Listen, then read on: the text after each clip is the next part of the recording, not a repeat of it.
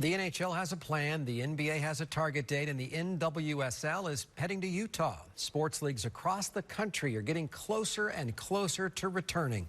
The Channel 9 Sports Brothers, Joe Kepner and Christian Bruey, break it all down tonight.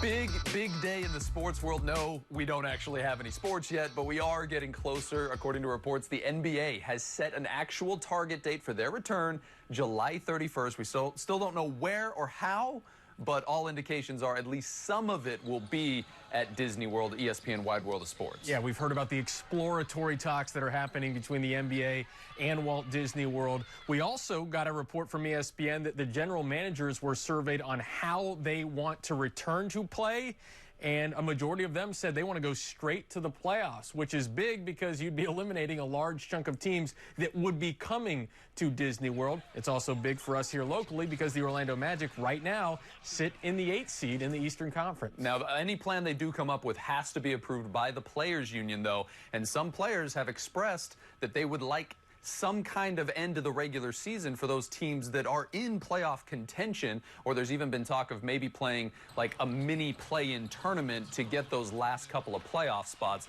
I don't think the Magic want anything to do with any of that right now, though. And speaking of random tournaments that we're just making up out of thin air now, the National Women's Soccer League will be the first team sport to return to play in America. Yeah, the NWSL Challenge Cup. All 9 teams are going to take part. That includes the Orlando Pride. It's going to be played in Utah, which has really had some of the lower numbers across the country of coronavirus cases. They're going to create a little village. It'll be a 25-game tournament that lasts exactly a month.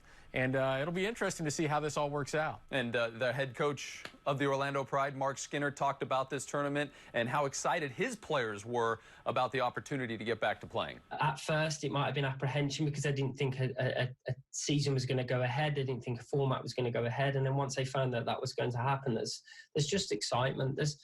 Until questions were answered, you know, the players will always be apprehensive. But from our group, there's been an overwhelming kind of buzz and energy to want to get back on and produce and perform. Now, fans won't be allowed at those games. They will all be televised, though. And the commissioner of the league said that players won't be required to play, but Mark Skinner says so far none of the Pride players have opted out. And starting tomorrow, full team practices. They kind of phase their way in, individual workouts, small groups. Tomorrow they can start going full team. So that's all great. And one college football note, UCF athletic director Danny White says that his players will be back to practice for voluntary workouts next week and that he is optimistic the season will start on time. This guy's excited. No doubt about it. Cornhole, NASCAR just doesn't do it for me like college football.